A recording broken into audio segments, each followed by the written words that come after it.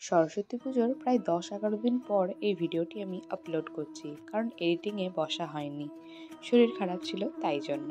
সরস্বতী পুজোর সকালবেলা স্নান সেরে তৈরি হয়ে গেছিলাম এবং দই হলুদের ফোঁটা নিয়ে নিয়েছিলাম। আর এদিকে শীতলা ষষ্ঠীর পুজোও হয়ে গেছিল। প্রত্যেক এদেশীয় বাঙালি মানে ঘটি বাড়িতে এই রেওয়াজ আছে যে সরস্বতী পুজোর দিন রান্না করে তার পরের দিন বাসি ভাত খাওয়া। আর আমরাও যেহেতু ঘটি, তাই আমাদের এই নিয়মটা প্রত্যেক বছরই পালন করা হয়। তো এইদিকে গোটা সেদ্ধ রান্না হয়েছে, যেখানে সব রকমের গোটা সবজি একসাথে মিলিয়ে রান্না করা হয়, যেটার টেস্টও ভালো এবং শরীরের পক্ষেও খুব স্বাস্থ্যকর।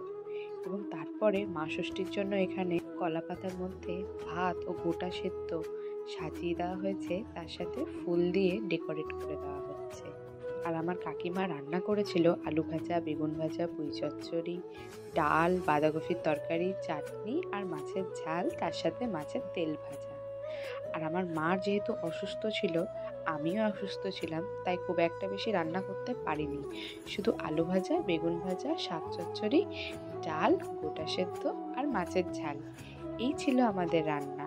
কিন্তু যেহেতু মঙ্গলবার, তাই জন্য আমি আর মাছের ঝাল খাইনি, কিন্তু বাকি প্রত্যেকটা পদই আমি খেয়েছিলাম। সব থেকে টেস্টি লেগেছিল এই যে শাকের যে তরকারিটা, এইটা। বছরের এই সময়টা আমার না খুব ভালো লাগে, কারণ এত কিছু রান্না করে গোটা একটা দিন রেস্ট পায় আমার মা কাকিমারা। তবে হ্যাঁ, তার মধ্যেও টুকটাক কিছু কাজ থাকে, তবে রান্নার ঝামেলাটা তাদের আর সেদিনকে পোহাতে হয়নি।